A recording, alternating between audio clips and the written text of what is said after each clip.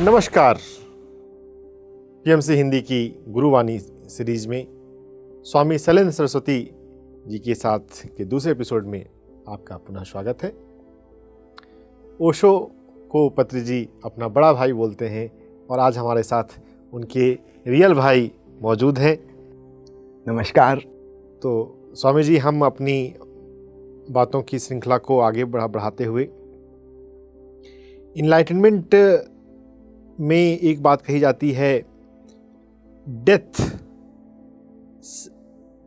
शरीर में रहते हुए मृत्यु को जान लेना, और इस पर ओशो की प्रवचन भी है, मैं मृत्यु सिखाता हूँ। तो ये डेथ कंसेप्ट टॉपिक पर बताएं। दो अलग अलग बातें हो गई। एक है जीते जी ध्यान में प्रवेश करते हुए इतने शिथिल हो जाना कि मृतवत हो जाएं, जिसको हम शवासन कहते हैं, शव की तरह आसन हो जाए, सांस अत्यंत धीमी लगभग बंद सी हो जाए। तो ध्यान की उस गहराई को, समाधि की अवस्था को हम पा लेते हैं। इसको कहते हैं जीवित मरिए भवजल तरिए। तो यह ध्यान की पराकाष्ठा है। क्योंकि यह मृतवत अवस्था है, तन और मन की सारी क्रियाएं बंद हो गई हैं, लगभग बंद हो गई हैं, सिर्फ चेतना मात्र रह गई, साक्षी चैतन्य रह गया, तो गहन समाधि में डुबकी लग जाती है। इसी वजह से संतों की कब्र को भी हम समाधि कहते हैं, क्योंकि उन्होंने तो मृत्यु को पहले ही जान लिया था, जीते जी ही जान लिया था। इसलिए उनके शरीर को अक्सर दफनाते भी नहीं हैं, गड़ाते हैं। उन्होंने तो स्वयं ही शरीर से भिन्न अपने आप को पहचान लिया था। और एक है वह शरीर की मृत्यु, वह एक अलग घटना हो गई। तो दो अलग अलग बातें हैं।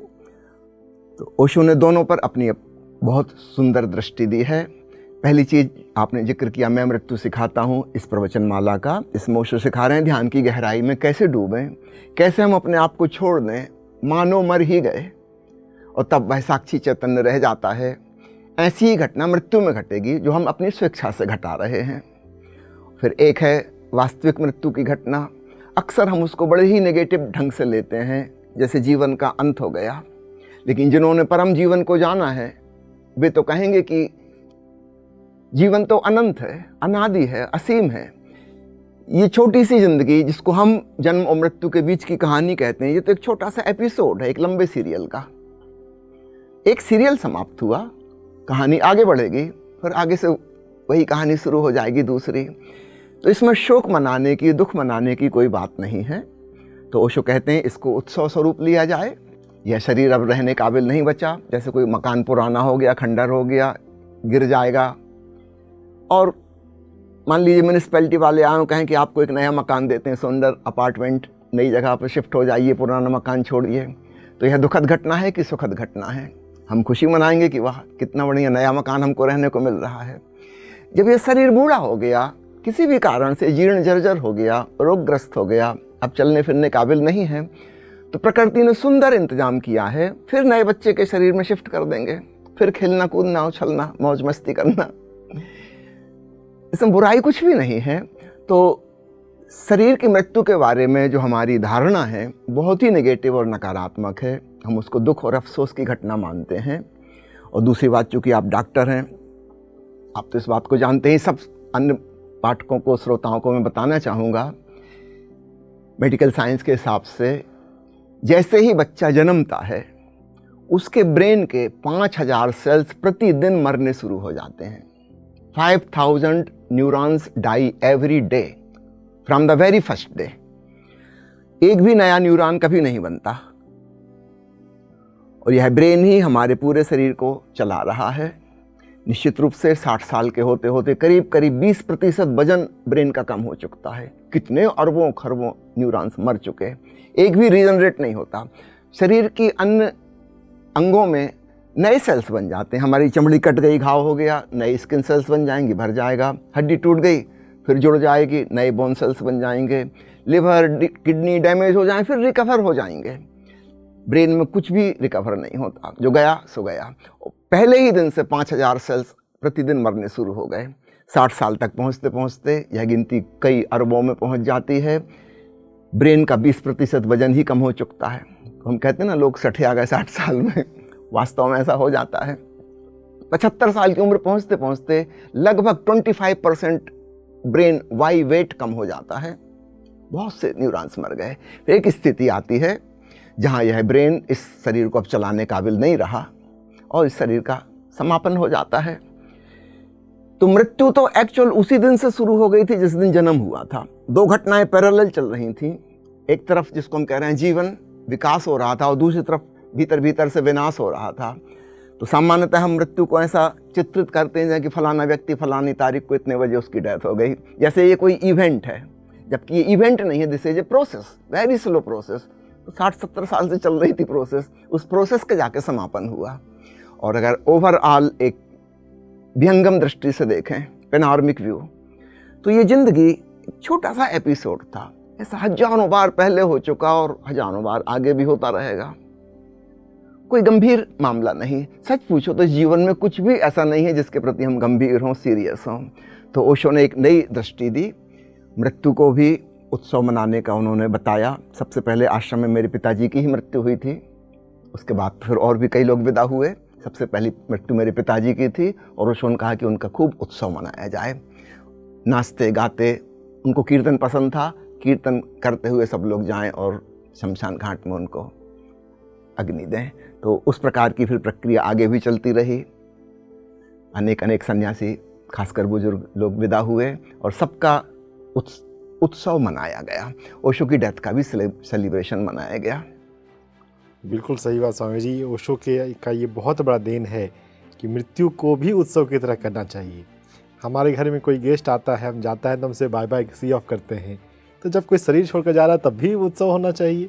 बिल्कुल। गुजराती में वो लोग जब कोई मेहमान आता तब भी कहते हैं आओ जो, और जब वो जाता है तब भी कहते हैं आओ जो। तो मैं थोड़ा चकित हुआ इसका मीनिंग क्या है। जब मैं पहली बार संपर्क में आया गुजराती लोगों के, तो उन्होंने कहा कि आओ जो का मतलब है कि और आना। कोई जा थोड़ी रहा है हमेशा के लिए, आगे फिर आएगा।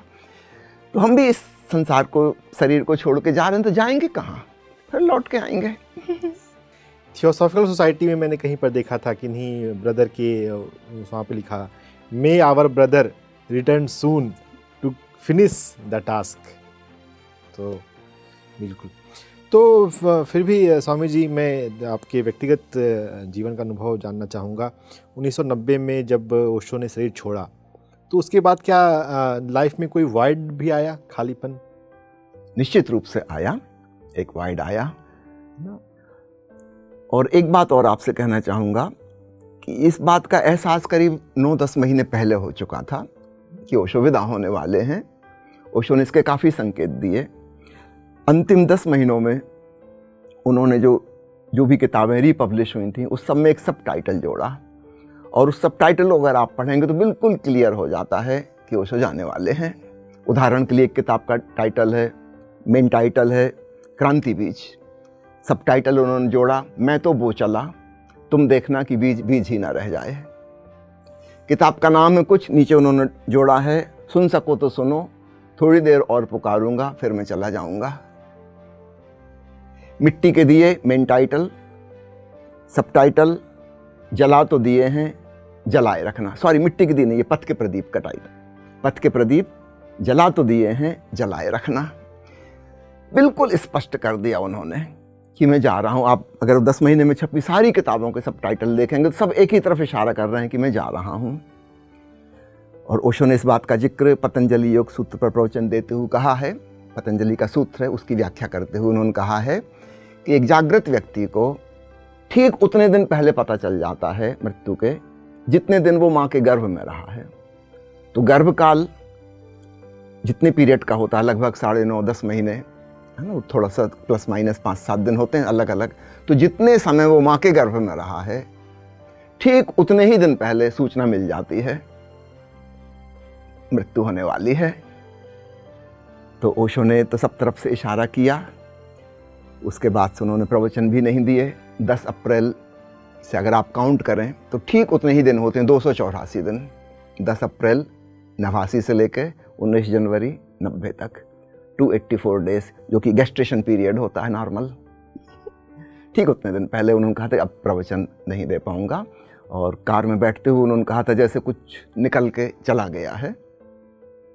और जो कारमुन के साथ एक महिला बैठती थी उसको भी एहसास हुआ था कि समथिंग अनयूजुअल हैपन टुडे। उसने ओशो से पूछा, ओशो ने कहा हाँ आज के बाद मैं बोल नहीं पाऊँगा, कुछ चला गया है। इसके बाद ओशो ने एक जगह और अपनी सेक्रेटरी को बताया कि मैं गहरे नीले रंग में लिखा हुआ ओम देखता हूँ विजन में, और ये मृत्यु के पहले दिखाई देना शुरू होता है। अब वो जो ओंकार का सागर है, परमात्मा जिसे हम कहें, भगवत्ता, डिवाइन साउंड, उस सागर में लीन होने का प्रतीक वो दिखने लगता है कि जाने वाले हैं। इसके अलावा एक और विचित्र घटना घटी थी। उस समय में मध्य प्रदेश का एक छोटा सा गांव है अमलाई, वहाँ रहा करता था। वहाँ का एक युवक जो मद्रास में पढ़ता था, वो आया हुआ था छुट्टी में, गर्मी की छुट्टी में, शायद मई का महीना होगा। और उसने आके एक दिन अचानक कहा, वो संन्यास्त हो चुका था ओशो से, उसने आके कहा कि मैंने आज विजन देखा है कि ओशो शरीर छोड़ दिए हैं और सारे सन्यासी सफ़ेद रंग के कपड़े पहने हैं और बुद्धा हाल में खूब प्रकाश निकल रहा है और सब उत्सव मना रहे हैं, नाच रहे हैं। अब ये दृश्य बड़ा अजीब था, क्योंकि उस समय हम सोच ही नहीं सकते थे कि सन्यासी सफ़ेद कपड़े पहनेंगे, ये तो प्रचलन था ही नहीं, है ना। उस समय सब लोग रंग बिरंगे कपड़े पहनते थे। ओशो ने ऑरेंज कलर या वो सब मना कर दिया था कि कोई ज़रूरत नहीं, माला पहनने की भी ज़रूरत नहीं, ये उस समय की बात है। तो सफ़ेद कपड़े क्यों पहनेंगे? उनको लगा कि ये तो मन विजन में कुछ गलती है, ये तो हो ही नहीं सकता। पर उसको इतना भीतर से फीलिंग था, उसकी कई बातें पहले भी सही निकल चुकी थी, और मेरी धर्मपत्नी माँ अमृत प्रिया को भी ये विजन आ रहा था कि ओशो हम छोड़ के जा रहे हैं। तो हम लोगों ने उस दिन डिसाइड किया, ओशो को पत्र लिख कर पूछा कि हम लोग जॉब छोड़ के आ जाएं। वहाँ से सहमति आ गई कि आ जाओ। हम लोग तुरंत नौकरी छोड़ के पूना पहुँच गए। अब ये ओशो के सब टाइटल्स, इसके मीनिंग अन्य कोई नहीं समझ रहा, लेकिन मुझको और माँ प्रिया को तो पता है कि क्या होने वाला है ना। उस स्वामी प्रेम अन्वेषी, उसको पता है, वो तो वहाँ नहीं रहता था, पर उसी से हम बात कर सकते थे, और किसी को तो हम बता भी नहीं सकते थे। बात बड़ी अजीब सी लगेगी कि ओशो जाने वाले हैं, है ना। वो जो आप कह रहे हैं वाइट का एहसास, वो उस दिन हुआ, मेरे ख्याल से अगस्त या सितंबर की बात होगी, जिस दिन ये खबर आई कि दिन को सब लोग मैरून कलर के कपड़े पहनेंगे और शाम को सफ़ेद रंग के। एक सिरहन दौड़ गई। वो विजन जो इतने महीने पहले देखा गया था कि शाम को सब सफ़ेद कपड़े पहने होंगे, अब वो धीरे धीरे जा रहा है। इस बीच में ओशो ने जितनी भी बिल्डिंग थी आश्रम की, सब पर ब्लैक कलर करवाया, ब्लैक पेंट हर जगह, और इन 10 महीनों में उन्होंने ब्लैक कलर के कपड़े पहने। आप वीडियो देखेंगे 10 महीने में, जब वो बुद्ध हाल में आए, काले रंग के कपड़े पहनकर आए। प्रतीकात्मक रूप से वो इशारा कर रहे हैं, स्पष्ट रूप से भी विजन में भी बात आ गई। तो मुझे एक प्रकार से वह एहसास, ऐसा नहीं कि 19 जनवरी से शुरू हुआ, वो करीब करीब 9-10 महीने पहले से शुरू हो गया था। और बाद में जो घटना घटी, शायद आपको पता हो कि ना पता हो, अंतिम 2.5-3 महीनों में ओशो की तरफ से एक संदेश आता था। उनके सेक्रेटरी या पर्सनल फिजिशियन जो थे, वो आके बुद्ध हाल में बताते थे कि ओशो कह रहे हैं कोई व्यक्ति यहाँ पर धीरे धीरे आवाज़ में मंत्र पढ़ रहा है, और उस मंत्र की ध्वनि से मेरे हारा केंद्र पर चोट पड़ रही है, मेरे प्राण छूट जाएंगे अगर वो ध्वनि, वो मंत्र जारी रहता है।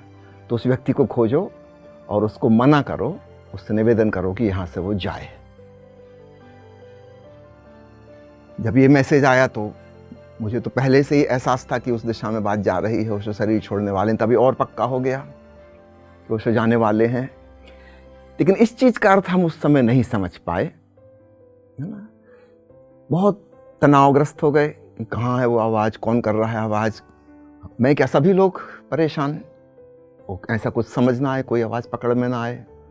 फिर ओशो इशारा करें कि दाहिनी तरफ से आ रही है आवाज़। कई बार ऑडियंस की वीडियो बनाने की कोशिश की गई कि वो वीडियो ओशो को दिखाएंगे, वो खुद बताएं कौन कर रहा है आवाज़, क्योंकि किसी को तो पकड़ में नहीं आ रही। तो 4-5 हज़ार लोग वहाँ मौजूद। तो मेरी मनस्थिति उस समय चिंताग्रस्त होने की, तनावग्रस्त होने की थी, और निश्चित रूप से उस तनाव की स्थिति में मैं सेंसिटिव नहीं था, है ना, कि उस सूक्ष्म आवाज़ को पकड़ सकूं। ओशो क्या इशारा कर रहे हैं वो मुझे समझ नहीं आया, और एक बड़ा वाइड महसूस हुआ। अचानक एक दिन खबर आती कि ओशो ने शरीर त्याग दिया। तो मेरे लिए वो कोई नई बात नहीं थी। धीरे धीरे पता चल ही रहा था कि उस दिशा में बात जा रही है।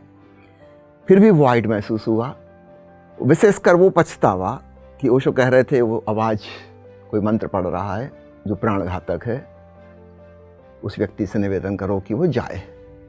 और इतने सारे लोग कोई भी नहीं कर पाए वाली बात, इस बात का पछतावा काफ़ी हुआ, और इस बात का दंश एक कांटा सा चुभा रहा। फिर करीब 7-8 महीने बाद हम वहाँ से छोड़ के आ गए आश्रम, फिर वापस जॉब करने लगे। और वो जो दंश था उससे एक प्रेरणा भी मिली कि हमको और गहरे ध्यान साधना करनी है।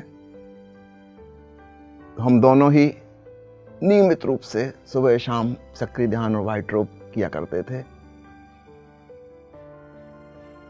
फिर एक दिन करीब 8 साल बाद की बात है, सन 1998, है ना, यही जनवरी का महीना था और 19 तारीख ओशो का जो महापरिनिर्वाण दिवस है, उस दिन 8 साल वो आवाज़ हमें सुनाई देनी शुरू हुई।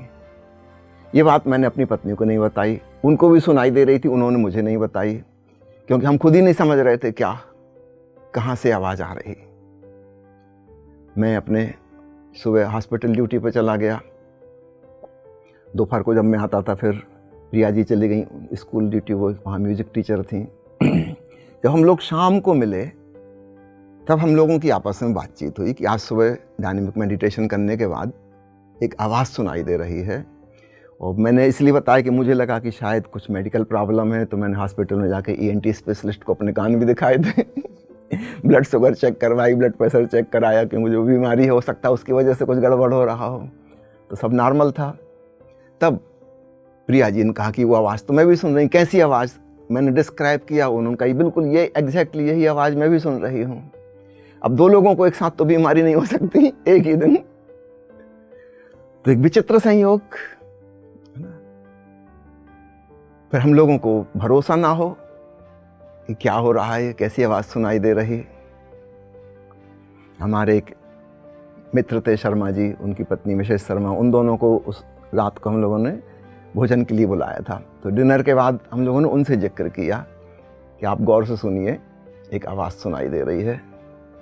उन लोगों ने काफ़ी कोशिश की इस कमरे में, उस कमरे में, बाहर बगीचे में जाके, कहने कोई आवाज़ नहीं है। तब मुझे याद आया कि ओशो कह रहे थे सुनो, और हम लोग कहते थे कोई आवाज़ नहीं है ना। फिर हमने अन्य 2-4 लोगों को बुला के, फिर तो दूसरे तीसरे दिन तो ये क्लियर हो गया कि उसका आवाज़ का इस घर से, मकान से, कमरे से कोई संबंध नहीं, वो सर्वत्र है। स्कूल में भी है, अस्पताल में भी है, फैक्ट्री में भी। फैक्ट्री की इतनी तेज आवाज़ होती थी वहाँ, उस आवाज़ में भी वो सुनाई दे रही है।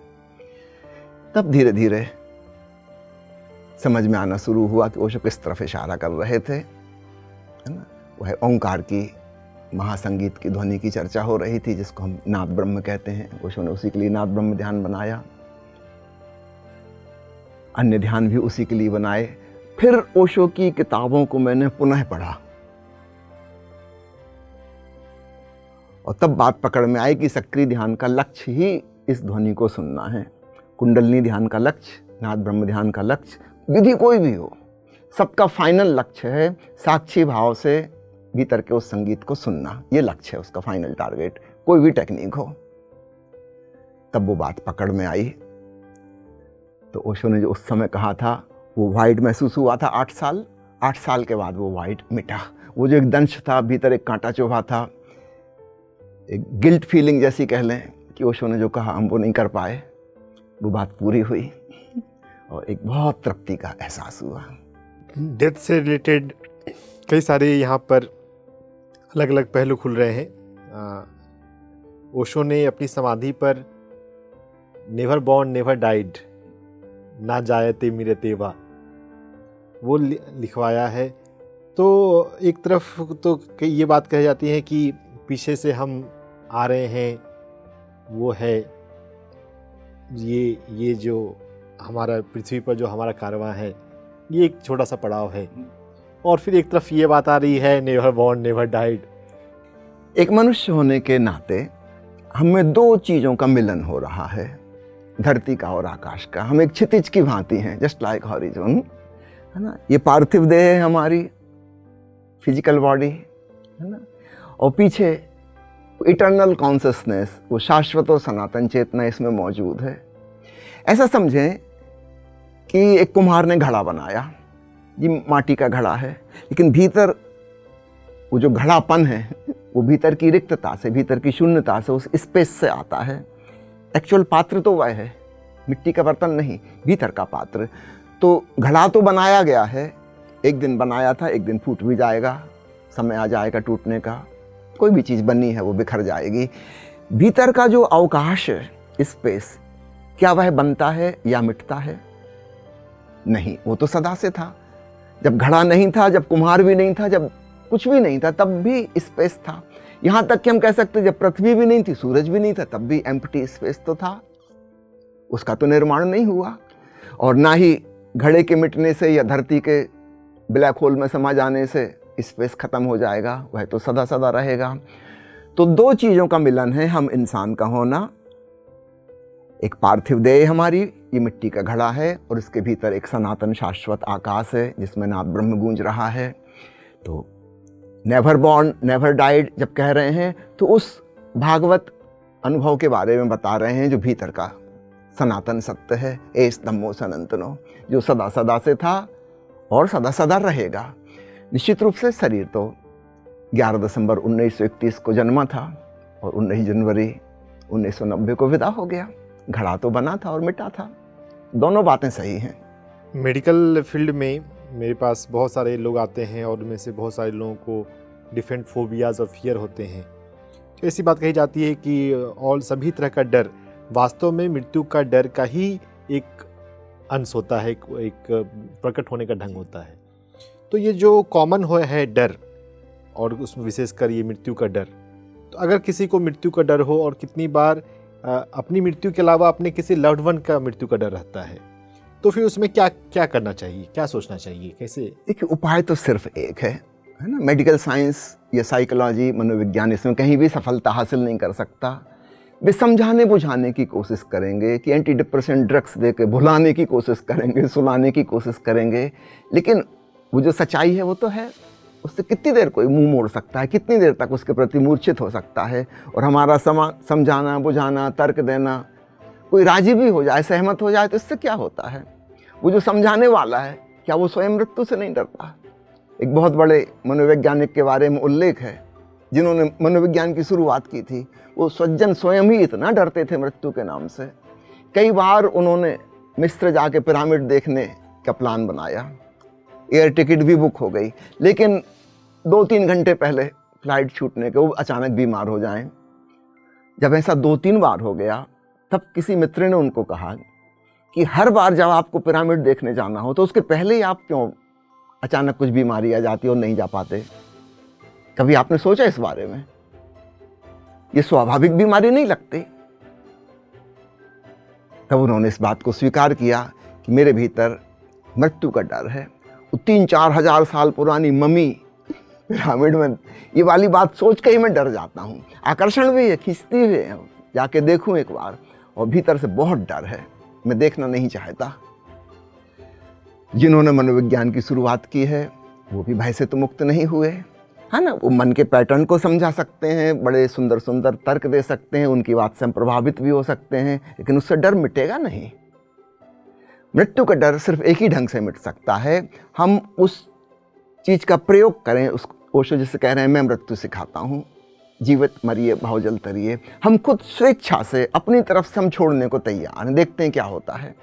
चलो, मृत्यु शब्द से अगर डर लगता है छोड़ दो, हम दूसरे शब्द का प्रयोग कर लें। भगवान बुद्ध का शब्द बड़ा प्यारा है, तथाता, सब स्वीकार, जो है उसका स्वीकार, नदी में बहते हुए तिनके की तरह हो जाएं। यह शब्द अच्छा नहीं लगता, चलो भगवान कृष्ण का शब्द उपयोग कर लें, समर्पण, जो अस्तित्व की मर्जी, जो प्रभु की मर्जी, छोड़ दें अपने आप को। ओशो अंग्रेजी में बार बार यूज करते हैं एक शब्द, लेट गो। भाव वही का वही है, लेट गो, है ना, जस्ट रिलैक्स। तो मृत्यु शब्द से भी कई लोग डरते हैं, शायद वो ध्यान ही नहीं करेंगे अगर उनसे कहो कि ये सचेतन मृत्यु का प्रयोग है। मुझे याद आता है जब हम ओरेगॉन में थे, ओशो की किताबें बाहर के पब्लिशर्स छाप रहे थे, उस समय मैं मृत्यु सिखाता हूँ किताब का ट्रांसलेशन जब छपने के लिए भेजा तो पब्लिशर ने मना कर दिया कि ये किताब नहीं छापेंगे, आई टीच डेथ, इसको खरीदेगा कौन। अच्छा, हमारे देश में तो फिर भी मृत्यु का डर कम है भारत में, क्योंकि हम जन्म जन्मांतर को मानते हैं, तो कहीं ना कहीं भीतर एक धारणा है कि एक्चुअली तो कोई मरता नहीं, फिर आ जाते हैं। क्रिश्चियन मुल्कों में यहूदी लोग जहाँ रहते हैं, मुस्लिम लोग जहाँ रहते हैं, वहाँ तो वे एक ही जन्म को मानते हैं, वहाँ तो पिछले जन्म का कोई सवाल ही नहीं है। तो वहाँ मृत्यु तो बहुत ही खौफनाक है, वो तो दी एंड फॉर एवर। भारत में मृत्यु का उतना डर नहीं है, लेकिन वेस्टर्न कल्चर में जो बड़े हुए हैं उनके लिए तो बहुत डर है। तो आई टीच डेथ, ये किताब कहीं रखी होगी बुक स्टोर में, इसको तो कोई छुएगा भी नहीं, वहाँ से एकदम दूर खिसक जाएंगे। तो कोई पब्लिशर छापने राजी नहीं हुआ, तो ओशो से निवेदन किया कि क्या करें। ओशो ने कहा उसका नाम बदल दो। ओशो कितने गैर गंभीर, उनका नॉन सीरियस एटीट्यूड देखिए, उन्होंने ऐसा नाम रख दिया जिसका उस किताब से कोई संबंध ही नहीं है। किताब का नाम रख दिया एंड नाउ एंड हियर। लोग किताब का शीर्षक देख के खरीदेंगे, फिर पढ़ेंगे तो बात समझ में आ जाएगी, तब तक फिर पढ़ने के लिए वो राजी भी हो जाएंगे। And now and here. मुझे याद आता है एक बार एक कवि महोदय ओशो के पास आए थे, मोटी सी एक पांडुलिपि लेकर कि मैंने कविता की नई किताब लिखी है, आप इसका टाइटल आप दे दीजिए।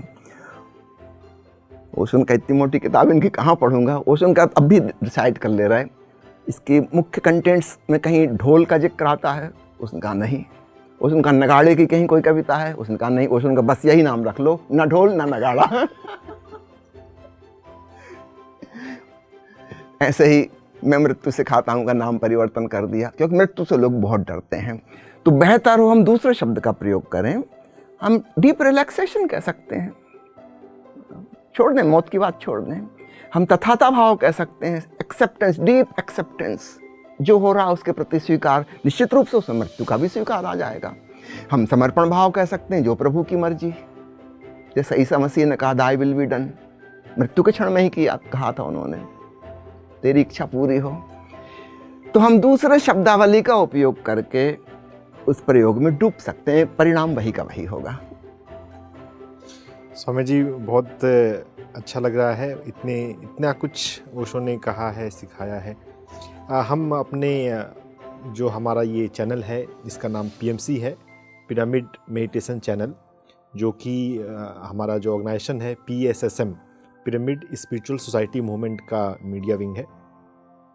तो यहाँ पे हम पिरामिड और शाकाहार, वेजिटेरिज्म को बहुत फोकस करते हैं। तो ओशो ने पिरामिड के बारे में क्या कहा है? पिरामिड के बारे में ओशो के प्रवचन मालाओं में कई जगह जिक्र आता है। दो विशेष रूप से मैं मेंशन करना चाहूँगा, एक महावीर वाणी में और दूसरा गहरे पानी पैठ। इन दो प्रवचन मालाओं में ओशो ने आकृतियों के बारे में समझाया है कि आकृतियों का भी हम पर प्रभाव पड़ता है। हमारा शरीर भी भिन्न भिन्न आकृति लेने लगता है विभिन्न मनोदशाओं में, भावदशाओं में, और बाहरी आकृतियाँ भी हमारी भावदशा को, मनोदशा को, हमारी चेतना को प्रभावित कर सकती हैं। तो ओशो ने एक प्रवचन और है हसीबा खेलीबा धरीबा ध्यानम नामक किताब में, जिसमें ओशो कह रहे हैं कि किस प्रकार के ध्यान केंद्र, ध्यान मंदिर का निर्माण होना चाहिए। तो बड़े साइंटिफिक ढंग से निर्माण किया जाए। ओशो कहते हैं इसके प्रयोग किए जाने चाहिए कि कैसे आदमी सरलता से ध्यान में डूब सकता है, क्या क्या सहयोग, सपोर्ट उसको मिल सकता है। तो छोटी छोटी बातें फर्क डालती हैं। उदाहरण के लिए गुंबज का प्रयोग हिंदुओं ने किया, उसमें हम बैठ के ओंकार की गुंजार करेंगे, लौट लौट के ध्वनि आएगी, फिर हम अपनी गुंजार बंद कर दें, थोड़ी देर तक उस सूक्ष्म होती होती ध्वनि को सुने सुने सुने, और सुनते सुनते हम वास्तविक ओंकार को सुनने लगेंगे। तो एक प्रयोग था, वो बहुत अद्भुत प्रयोग है ना। घंटी बजाने का था कि मंदिर में घुसने के पहले घंटी बजाओ। प्रतीक था कि ध्वनि ही प्रभु के मंदिर में प्रवेश का द्वार है, स्पष्ट हो जाए। और हर व्यक्ति आता जाता घंटी बजा रहा है, वो साधक बैठा वहाँ ध्यान कर रहा है, थोड़ी देर में घंटी की गूंजती रहेगी, वॉल्यूम कम होते होते होते समाप्त हो जाएगा और अंततः वो अनाहत नाद का संगीत सुनने लगेगा। एक प्रयोग था। ठीक ऐसे ही पिरामिड के प्रयोग को भी ओशो ने जिक्र किया है, इसका भी उपयोग किया जा सकता है। अन्य बातें हैं, टेम्परेचर कैसा होना चाहिए, आकार कैसा होना चाहिए, वस्त्र कैसे होना चाहिए, भोजन कैसा होना चाहिए। याद रखिए, हम छोटी छोटी बातों से प्रभावित होते हैं, हम आदमी ही छोटे छोटी छोटी बातें प्रभावित करती हैं। तो बहुत सारी चीज़ों का प्रभाव वैज्ञानिक ढंग से अध्ययन किया जाना चाहिए। समझिए एक आदमी का ब्लड प्रेशर बढ़ा हुआ है, अब ये व्यक्ति ध्यान में नहीं डूब पाएगा। बेहतर हो कि हम पहले औषधि के द्वारा उसके ब्लड प्रेशर को कंट्रोल कर लें, तभी आसानी से शांत हो पाएगा, रिलैक्स हो पाएगा। तो मेडिकल साइंस का भी उपयोग किया जाना चाहिए। ओशो ने बायोफीडबैक मशीन्स के बारे में बहुत जिक्र किया है। उस समय तो उतनी नहीं थी, ओशो के जीवन काल में उस समय स्टार्टिंग ही हुई थी, लेकिन अब पिछले 30 सालों में तो बहुत प्रकार की बायोफीडबैक सिस्टम डेवलप हो गए और संभावना भविष्य में और भी ज़्यादा हो जाएंगे। वो सब बड़े सहयोगी हो जाएंगे। अगर मुझे लगता है कि सांस देखने से शांति होती है, तो भरोसा नहीं आता कि ये शांति जो मुझे लग रही कहीं मेरी भ्रांति तो नहीं है शांति। लेकिन अगर मशीन के द्वारा कन्फर्म हो जाए कि वास्तव में मन शांत हो रहा है, मेरे ब्रेन में बनने वाली वेव्स का पैटर्न चेंज हो रहा है मेरी सांस देखने से, तो एक रीअश्योरेंस मिलता है ना। मेरी जो कर रहा हूँ मेरी धारणा मजबूत होती है, तब मैं और भी अच्छे से गहराई से अपनी सांस का निरीक्षण कर पाऊंगा, क्योंकि मुझे पता है कि मशीन भी बता रही है कि तुम शांत हो रहे हो। मशीन झूठ नहीं बोल सकती, ये मेरा भ्रम नहीं हो सकता, है ना। एक मैकेनिकल डिवाइस के द्वारा पता चल रहा है। तो ओशो की जो कल्पना है ध्यान मंदिर, है ना, वो किसी एक धर्म की बात नहीं होगी। एक स्पिरिचुअल साइंस, सारी दुनिया में उसके अलग अलग एस्पेक्ट पहलू डेवलप हुए। अब सारी दुनिया आधुनिक टेक्नोलॉजी के चलते, यातायात के साधन और आधुनिक कम्युनिकेशन के साधन के चलते एक ग्लोबल विलेज हो गई है। सच पूछो तो हम वसुधैव कुटुंबकम के अभिष्य हुए हैं। ऋषियों ने हजारों साल पहले जो सोचा था, अब हम सबसे जुड़े हुए हैं। तो अध्यात्म के क्षेत्र में कहाँ कहाँ क्या क्या खोज हुई है। उदाहरण के लिए हिंदुओं ने गुंबज खोजी, मिस्र के लोगों ने पिरामिड खोजा, कहीं पे घंटी खोजी गई, कहीं पे तीसरे पे तिलक लगाने का खोजा गया, कहीं सांस की विधि खोजी गई, कहीं कुछ और, कहीं कुछ और, कहीं संगीत के संबंधित विधियां खोजी गई। क्यों ना सबका दी बेस्ट, जो सारे मानव जाति के लिए हितकारी हो सकता है, उसका इकट्ठा एक जगह किया जाए। तो ओशो की यह धारणा थी कि आध्यात्मिक साइंसेस का समन्वय होना चाहिए। एक दुख की बात है, मेडिकल साइंस तक का नहीं हो पाया। अगर सब प्रकार की मेडिकल साइंस, चाहे वो चीन का एक्यूपंक्चर, एक्यूप्रेशर हो, चाहे वो कहीं की आयुर्वेदिक मेडिसिन हो, कि जापान की हर्बल मेडिसिन हो, कि अफ्रीका में कुछ और खोजा गया, कहीं पे एलोपैथी खोजी गई, कहीं आयुर्वेद खोजा गया, कहीं नेचुरोपैथी खोजी गई, जहाँ जहाँ जो बेस्ट और इफेक्टिव है, हम अपने पूर्व पक्षपात छोड़ के, पूर्वाग्रह छोड़ के, मनुष्य के लिए क्या हितकारी हो सकता है उसको इकट्ठा किया जाए, और जो जो अनावश्यक है उसको हटाया जाए, छोड़ा जाए। निश्चित रूप से बहुत कुछ ऐसा है जो काम का नहीं है, आउट ऑफ डेट हो गया। मुझे याद आता है कि सन 2000 में तो मेडिसिन की एक बड़ी फेमस किताब है द मर्क मैनुअल, उसका 100वां एडिशन छपा था। 100 साल हो गए तो उसको छपते छपते, तो उन्होंने 100वें एडिशन के साथ में पहले एडिशन की एक कापी फ्री गिफ्ट दी थी। मुझे इंटरेस्ट लगा कि इसको पढ़ूं। छोटी सी बुकलेट ही थी वो, अभी तो मर्क मैनुअल इतना मोटा होता है। छोटी सी बुकलेट थी 100 पेज की। उसको पढ़ के मैं हैरान हुआ, इस 100 साल में सब कुछ बदल गया। एक भी मेडिसिन उसमें आज काम की नहीं है, सब आउट ऑफ डेट हो चुकी। कितनी तो ऐसी हैं जिनके हमने नाम भी नहीं सुने, वो कब खत्म हो चुकी। उस समय क्या क्या सर्जिकल प्रोसीजर यूज किए जा रहे थे, सब बैन हो चुके। सब कुछ बदल गया, कितना एडवांसमेंट हो गया।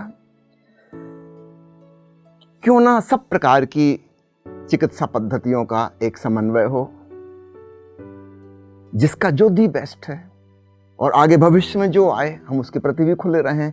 जहां से जो बेस्ट आएगा हम उसको लेंगे, और जो जो चीज पुरानी हो गई अब आउट ऑफ डेट उसको छोड़ते चलेंगे। तो इस प्रकार का अध्यात्म में भी होना चाहिए। ये ओशो की दृष्टि है। जिन खोजा ताइन पाइयाँ किताब में उन्होंने इसका जिक्र किया है कि मैं चाहता हूँ कि सारी दुनिया के जितने भी अध्यात्म की पद्धतियाँ खोजी गई हैं, ओशो ने एक प्रयोग तो खुद ही किया। पहली बार उन्होंने दुनिया के सारे बुद्ध पुरुषों के वचनों पर व्याख्यानमाला दी। ये पहले कभी नहीं हुआ था। सब लोग अपने अपने धर्म और संप्रदाय तक सीमित थे। उनको बस उतना ही ज्ञान रहता था, कूप मंडूक, मेरा कुआं ही बस कुआं है, बाकी तो कोई है ही नहीं, कुएं के मेंढक थे सब। ओशो ने पहली बार न केवल भारत के जैन धर्म, बौद्ध धर्म, हिंदू धर्म, सिख धर्म के, बाहर के चीन के लाओ त्सु, कन्फ्यूशियस, ली त्सु, ली त्सु, जापान के बांकेई, रिंझाई, यूरोप के हेराक्लाइटस, पाइथागोरस, ईसा मसीह, सबके वचनों की विस्तृत व्याख्या की। न केवल बुद्ध पुरुषों की, कुछ महाकवियों को भी उन्होंने लिया। उदाहरण के लिए मीरदाद, खलील जिब्रान। ठीक है, बिल्कुल आखिरी हद तक पहुंच गए हैं वो, अभी परम जागरण नहीं हुआ, लेकिन जो बात कही है बहुत उपयोगी हैं, काम की हैं। तो ओशो ने पहली बार एक जागतिक अध्यात्म एक साइंटिफिक ढंग से प्रस्तुत किया। और सबसे बड़ी बात थी, पुरानी से पुरानी भाषा को भी, चाहे वो वेद के वचन को समझा रहे हों, चाहे किसी पुराण के वचन को, चाहे उपनिषद के वाक्य को, चाहे ताओ ते किंग के वचन को, आधुनिक मनोवैज्ञानिक और वैज्ञानिक शब्दावली में प्रस्तुत किया, ताकि हम उसको सीधा सीधा समझ सकें। जो जिन उदाहरणों से समझाया, जिन उपमाओं से समझाया, वो हमारी पकड़ में आती हैं और हम उसमें प्रयोग कर सकते हैं। तो जो चीज़ें केवल थ्योरेटिकल थीं, उनको प्रैक्टिकल रूप दिया। तो ओशो से एक नए स्पिरिचुअल साइंस की शुरुआत होती है। वास्तव में ओशो जो चाहते थे, वो एक और बड़ा कॉम्बिनेशन चाहते थे जो कभी हो नहीं पाया। शायद भविष्य में उसका समय आएगा, अभी जरा प्रीमेच्योर बात है। ओशो चाहते थे ध्यान की, साइंस की और कला की एक एकेडमी बने, academy of science, meditation and art. इसमें दुनिया के सारे सृजनशील लोग, चाहे वो संगीत के क्षेत्र के हों, कि पेंटिंग के क्षेत्र के हों, कि नर्तक हों, कि कुछ किसी अन्य प्रकार की क्रिएटिविटी में लगे हैं, वैज्ञानिक जो विभिन्न प्रकार के अन्वेषण कर रहे हैं विभिन्न क्षेत्रों के, और मेडिटेटर्स, स्पिरिचुअल फील्ड में जिनकी गहराई बढ़ रही है, ये सब इकट्ठे हों, इनकी एक एकेडमी हो, और दुनिया के सारे लोग इस एकेडमी को सीधे धनराशि भेजें, जैसे हम सरकार को टैक्स देते हैं, ताकि यह एकेडमी सरकारों से मुक्त हो जाए। अभी क्या है कि साइंटिस्ट जो है वो किसी सरकार का नौकर है, वो कहीं नौकरी कर रहा है, उसकी इंडिविजुअलिटी कुछ नहीं है। ऊपर से जो आदेश आएगा, नेता जो कहेंगे वो उसको करना पड़ेगा, वरना नौकरी से बाहर हो जाओ। 50 लोग लाइन में खड़े हुए हैं, सब गुलाम हो गए हैं। इस गुलामी से मुक्ति हो सकती है अगर एक विश्व संस्था बने जिसमें सारे सृजनशील लोग, ध्यानी लोग, वैज्ञानिक लोग ये हों, और इनका सीधा कनेक्शन जनता से हो। सारे विश्व के लोग अपनी इनकम का एक हिस्सा इस संस्था को दें, ताकि यह संस्था स्वतंत्र हो सके, वैज्ञानिक निर्णय कर सकें कि हमें क्या खोजबीन करनी है, क्या नहीं करनी। परमाणु की खोज कर ली, मगर ये जरूरी नहीं था कि परमाणु बम बनाते, लेकिन एक बार गवर्नमेंट के हाथ में बात चली गई तो वो जो कहेंगे वो करना पड़ेगा, गुलाम हैं आप उनके। बायोलॉजिकल वेपन्स बन रहे हैं, कोई बनवा रहा है, कोई पे कर रहा है, कोई हंसी खेल तो नहीं बायोलॉजिकल वेपन बनाना, नए वायरस के म्यूटेंट्स तैयार करना। इसके लिए कितनी बड़ी लैब, कितनी बड़ी टीम चाहिए। अब एक वैज्ञानिक स्वयं तो ये नहीं कर सकता, इसके लिए तो पूरा एक फाइनेंशियल स्ट्रक्चर सपोर्ट का चाहिए। वो सिर्फ या तो सरकार कर सकती है या कोई पूंजीपति कर सकता है, और तो कोई कर नहीं सकता। तो इंडिविजुअल हैसियत से वैज्ञानिक की कोई इंडिविजुअलिटी नहीं बची, वो एक गुलाम है। जो कहा जाएगा उसको करना होगा, वो नहीं करेगा कोई और करेगा, ऊपर से जो आदेश आएगा। तो एक स्वतंत्र संस्था हो, तो स्पिरिचुअल साइंस तो कंबाइंड होनी ही चाहिए। निश्चित रूप से हम खोजबीन करें, कंपैरेटिव स्टडी करें, गुंबज का क्या प्रभाव है, पिरामिड का क्या प्रभाव है। ओशो ने स्वयं पूना आश्रम में बड़े बड़े पिरामिड्स बनवाए, तो इस सबका प्रयोग होना चाहिए बड़े तल पर और कंपैरेटिव, ताकि हमारा कोई पूर्वाग्रह ना रह जाए। जहाँ से जो अच्छी चीज़ हमें मिलती है हम उसका उपयोग करें। बिल्कुल सही स्वामी जी। PSSM में हमारा वही प्रयास है, हम सभी स्पिरिचुअल मास्टर, स्पिरिचुअल ट्रेडिशन से अच्छी चीज़ों को ले लेते हैं यहाँ पर। तो जो ओशो ने प्रयोग किए, डिफरेंट गुरुओं की पर प्रवचनमाला किया, साथ ही उन्होंने एक और भी प्रयोग किया कि परिवार में रहते हुए सन्यास। ओशो का जो सन्यासी है वो ट्रेडिशनल सन्यासी में तो है कि आपको संसार छोड़ना है। शंकराचार्य की कहानी हम जानते हैं कि वो माँ से परमिशन मांग रहे हैं कि मुझे इजाज़त दे दो। तो जो ओशो ने ये क्रिएटिव अप्रोच जो समय की ज़रूरत के अनुसार उपयुक्त है, ओशो की संन्यास परंपरा के बारे में बताएं। ओशो का समय आते आते यह स्थिति हो गई थी, आधी दुनिया कम्युनिज्म के तहत नास्तिक हो चुकी।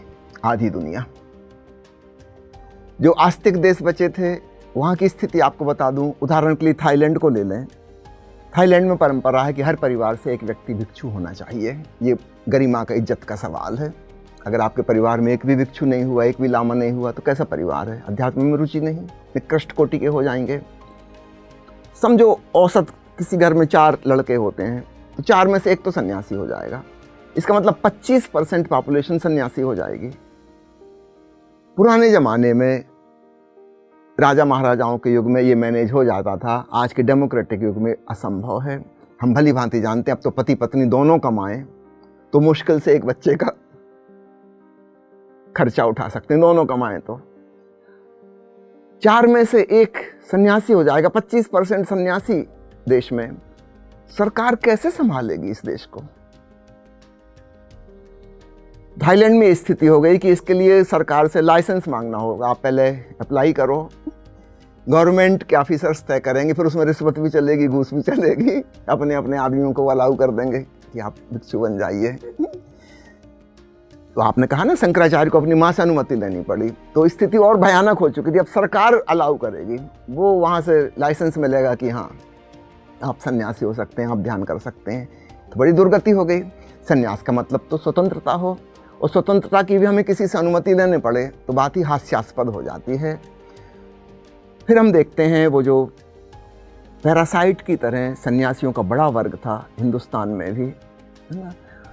आखिरकार तो वो उन्हीं लोगों पर आश्रित है जो घर गृहस्थी चला रहे हैं, दुकान चला रहे हैं, फैक्ट्री चला रहे हैं, काम कर रहे हैं, नौकरी कर रहे हैं। वही तो उनका भरण पोषण कर रहे हैं। उनके कपड़ों का इंतजाम वही करेंगे, उनकी दवाई का इंतजाम वही करेंगे, उनके रहने की जगह वही बनाएंगे, धर्मशाला और मंदिर वही बनाएंगे। सारा खर्च तो गृहस्थ कर रहा है, और वो बेचारा पापी वो नरक जाएगा। और ये जो उनका शोषण कर रहे हैं परजीवी बन के, ये पुण्यात्मा ये स्वर्ग जाएंगे।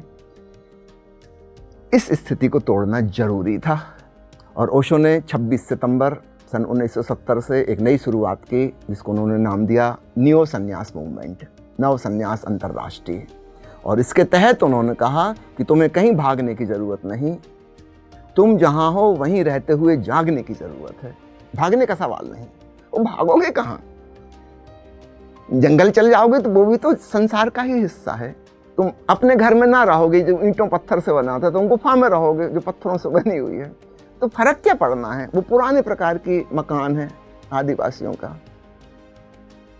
भोजन के लिए तुम्हें दाल रोटी चावल तो खाना ही पड़ेगा। तुम यहाँ घर में रहो चाहे वहाँ रहो।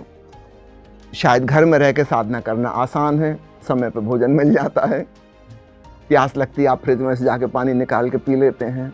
जंगल में गुफा में रह रहे होंगे, इतना आसान मामला नहीं। प्यास लगी तो 10-5 किलोमीटर चलो, तब जाके कहीं पीने योग्य पानी मिल पाएगा।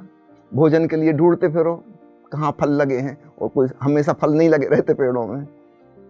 सारा जीवन उसी में बीत जाएगा, सिर्फ भरण पोषण के लिए, अपनी रक्षा करने में।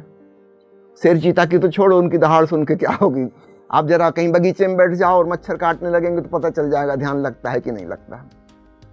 छोटी छोटी बाधाएं हैं। घर में हम मच्छरदानी के भीतर बैठ सकते हैं, एंटी मस्किटो क्रीम लगा सकते हैं, सब सुविधाएं हैं। यहाँ जितनी आसानी से ध्यान होगा इतना तो कहीं नहीं हो सकता। तो आपका घर ही सर्वश्रेष्ठ जगह है। तो ओशो कहते हैं अपने घर को ही तुम मंदिर बना लो ध्यान के द्वारा, और कहीं भागने की ज़रूरत नहीं, क्योंकि अगर तुम भागोगे तो तुम्हें किसी पे आश्रित होना पड़ेगा। You have to be dependent, और जिस पर तुम डिपेंडेंट होगे वो तुम्हें गुलाम बना लेगा,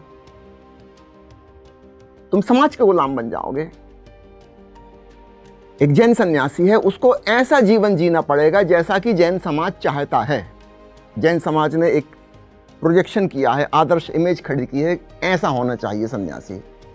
उसको मजबूरी में वैसा ही होना पड़ेगा, क्योंकि यही उसके लिए भोजन का इंतजाम करते हैं, यही उनके लिए सुरक्षा का इंतजाम करते हैं, यही उनको एक जगह से दूसरी जगह ले जाने के लिए व्यवस्था करते हैं।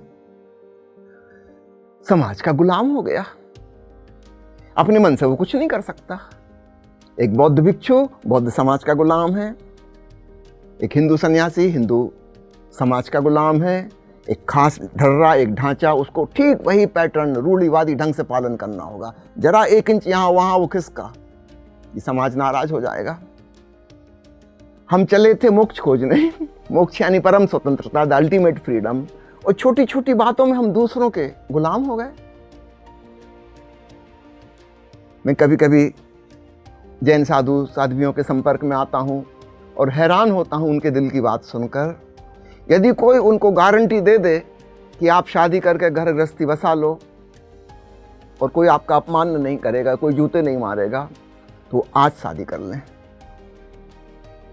लेकिन उन्हें पता है कि ये लोग जो पैर छू रहे थे बहुत अपमान करेंगे, उनका जीना हराम कर देंगे, भूल जाएंगे अहिंसा परमो धर्म वगैरह, हिंसा पर उतर आएंगे कि साध्वी ने कैसे शादी की, भ्रष्ट हो गई। कैसी गुलामी में बंध गए, अपने मन से अपना जीवन भी नहीं जी सकते, तो क्या चेतना की परम स्वतंत्रता को जान सकेंगे। तो ओशो ने एक बिल्कुल नई चीज शुरू की, नव संन्यास, जहां तुम अपनी आर्थिक स्वतंत्रता कायम रखोगे, अपनी आजीविका स्वयं कमाओगे, ताकि तुम अपनी मन मर्जी के अनुसार अपने दीपक स्वयं बन सको। इसी से इंस्पिरेशन लेते हुए जीसस प्रिंसिपल है, घर में रहते हुए ही अध्यात्म को साधना है, परिवार को छोड़ना नहीं है, समाज को छोड़ना नहीं है। और पीएमसी पर हमारी श्रृंखला भी है संसार में निर्वाण, जिसमें हम ध्यानी परिवार, ध्यानी कपल्स को बुलाते हैं, इनका इंटरव्यू करते हैं। साधक को के लिए शाकाहारी भोजन, जो अभी शाकाहारी नहीं बने हैं, उनको साधना में आगे बढ़ने के लिए वेजिटेरियन लाइफस्टाइल पे शिफ्ट होना कितना ज़रूरी है? गहराई में जाने के लिए बहुत ज़रूरी है। अगर कोई सुपरफिशियल ऊपर ऊपर उथले ही सीखना चाहता है, उसमें तो ज़रूरी नहीं है, कोई फ़र्क नहीं पड़ता वो क्या खाता है पीता है। लेकिन जैसे जैसे गहराई में जाने की शुरुआत होगी, वहाँ पर छोटी छोटी चीज़ें बाधा बनने लगेंगी। आपने सुना होगा तेनजिंग हिलेरी जब एवरेस्ट पे चढ़े तो कुछ ही फीट पहले उन्हें अपना कैमरा तक छोड़ना पड़ा। अब कैमरे का कितना सा वजन था, लेकिन उतनी ऊंचाई पर जहाँ ऑक्सीजन की इतनी कमी है, अपना शरीर लेके ही चढ़ना जहाँ इतना मुश्किल है, वहाँ कैमरा भी टनों बोझ जैसा लग रहा होगा। अपन कल्पना कर सकते हैं, कैमरा छोड़ के जाना पड़ा। ठीक ऐसे ही जैसे जैसे हम साधना की उच्च शिखरों पर चढ़ने लगते हैं, छोटी छोटी चीज़ें जो पहले बाधक नहीं थीं वो बाधा लगने लगती हैं। मांसाहार बाधा बन जाएगा, कोई व्यक्ति शराब पीता है या अन्य कोई मादक द्रव्य लेता है, वो चीज़ें बाधा बन जाएंगी। क्योंकि साधना है कि अगर देखें तो इसके दो पक्ष हैं, एक है चेतना का निखार और दूसरा है भावना का परिष्कार। ओशो जिसे संक्षिप्त में कहते हैं योग और भक्ति, दूसरे शब्दों में प्रेम और ध्यान, होश। दो ही चीज़ें तो हैं जो हमें साधनी, और क्या साधना है, होश को बढ़ाना है और प्रेम भावना को निखारना है। तो निश्चित रूप से शराब या मादक द्रव्य हमारी चेतना को नहीं निखरने देंगे, वो होश को नहीं बढ़ने देंगे, उनको छोड़ना जरूरी है। दूसरी चीज़ प्रेम की भावना, करुणा की भावना। भगवान बुद्ध जिसको कहते हैं समाधि का अनिवार्य हिस्सा है, समाधि और करुणा, प्रज्ञा और करुणा आपस में जुड़े हुए हैं, एक सिक्के के दो पहलू हैं। ठीक ऐसे ही जो व्यक्ति जितनी ही सद्भावनाओं में जीने लगेगा, उसके लिए हिंसा करना उतना ही मुश्किल होता जाएगा, दुर्भावनाएं उसकी खत्म होती जाएंगी। ऐसा संवेदनशील, जागरूक, प्रेमपूर्ण व्यक्ति अपने क्षुद्र टेम्पररी स्वाद के सुख के लिए क्या किसी के प्राण लेना मंजूर करेगा? कतई नहीं। तो निश्चित रूप से शाकाहार से एक सहयोग मिलेगा। और जहाँ तक मेडिकल साइंस के हिसाब से भी हम देखें तो अन्य प्राणी जो शाकाहारी हैं और मांसाहारी हैं उनमें बड़ा भेद है। उनके दांत, उनके नाखून भिन्न भिन्न प्रकार के होते हैं। तो मनुष्य की जो संरचना है प्रकृति ने बनाई है, निश्चित रूप से वह शाकाहार के लिए बनाई है। 18 फीट लंबी इंटेस्टीन है हमारी। मांसाहारी पशुओं की छोटी सी इंटेस्टीन होती है, उनको तो रेडीमेड भोजन मिलता है, सिर्फ एब्जॉर्ब करना है बस। शाकाहारी जानवरों को, मनुष्यों को तो बड़ा लंबा डाइजेशन का प्रक्रिया से गुजरना होता है। 18 फुट लंबी आंत है, 1 मीटर का आदमी 6 मीटर लंबी उसकी आंत है। तब जाके वो साग सब्जियों से, पत्तों से, फलों से हम पोषक तत्व ग्रहण कर पाएंगे। तो प्राकृतिक ढंग से देखें तो मनुष्य एक शाकाहारी प्राणी है, यही उसके लिए नेचुरल है। और आध्यात्मिक तरीके से देखें तो गहरी साधना में डूबने के लिए अगर हम चाहते हैं कि हमारे भीतर प्रेम भावना हो और हम हिंसा करने तैयार हैं, किसी की जान लेने तैयार हैं अपने स्वाद के लिए, दोनों चीज़ें एक साथ कैसे चलेंगी? हैं, एक आदमी सुबह से ध्यान करने बैठ जाता है और शाम को शराब पी लेता है, ये एक साथ कैसे चलेगा? ये तो ऐसे हुआ है कोई पागल आदमी मकान बनाना चाह रहा है, ईंट जोड़ता है, सीमेंट लगाता है, दोपहर तक 3 फुट ऊंची दीवार बन गई और दोपहर के बाद एक एक ईंट हटाना शुरू कर देता है और शाम तक मैदान साफ। ये मकान कब बनेगा? रोज ऐसा करता रहे कभी भी नहीं बनेगा। या तो बनाओ या तोड़ दो, क्या करना है तय कर लो।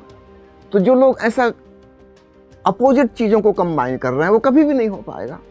अगर हमको ध्यान साधना है, चेतना को निखारना है, तो वो सारी चीज़ें जो चेतना को सिकोड़ती हैं, बेहोश करती हैं, मूर्छित करती हैं, हमें उनसे बचना होगा। ये तो सिंपल सी बात है। किसी को डायबिटीज़ हो गई तो हम उससे कहते हैं कि आपको ये खाना नहीं खाने, परहेज करना होगा। So simple. तुम्हारी मौज, खाओ आइसक्रीम, फिर मरो, फिर रोना मत। ठीक ऐसे ही आध्यात्मिक विकास के लिए भी शाकाहार और मदिरा का त्याग, ये 2 बिल्कुल कंपलसरी हैं गहराई के लिए। हाँ, हमको स्टार्ट करने आता, हम उससे नहीं कहते, हम उस पर शर्त नहीं लगाना चाहते। शुरुआत तो करो, छोटी सी झलक तो ले लो। मैं आपको ओशो का बताऊं, ओशो ने कभी किसी को आदेश नहीं दिया कि मांसाहार मत करो डायरेक्ट, इनडायरेक्ट वे से कई बात कही। उदाहरण के लिए आप एक दर्शन डायरी में पढ़िएगा, उसमें वो कह रहे हैं, और फिर बाद में प्रवचन में भी जिक्र किया कि माँ प्रेम विपस्सना नाम की एक लड़की थी जो ओशो के पास आती थी। ओशो ने कई बार महसूस किया कि कभी कभी उसके पास आने से ओशो को नौशिया, मितली का मन होने लगता है। जब ऐसा कई बार हुआ तो फिर पता चला कि जिस दिन वो बाहर खाना खाने जाती है आश्रम से, उस दिन ऐसा होता है। तब ओशो ने इस बात का जिक्र किया कि वो जब बाहर जाती है वो मांसाहारी खाना खाती होगी, आश्रम में तो सिर्फ शाकाहार था। ओशो को मितली आने लगती है, वॉमिटिंग का सेंसेशन होने लगता है। तब ओशो ने उससे कहा कि जिस दिन तुम बाहर खाना खा के आओ, कम से कम 2-3 दिन उसके बाद मेरे निकट मत आए करे। कितना इनडायरेक्ट वे में, है ना? सीधा आर्डर नहीं दिया कि तुम मांसाहार मत करो, लेकिन समझने वाले के लिए इशारा काफ़ी है कि हमारे गुरु क्या चाह रहे हैं। वो हमें ऑर्डर तो नहीं करेंगे, लेकिन उन्होंने अपनी बात बता तो दी कि वो क्या चाहते हैं। बहुत बढ़िया स्वामी जी।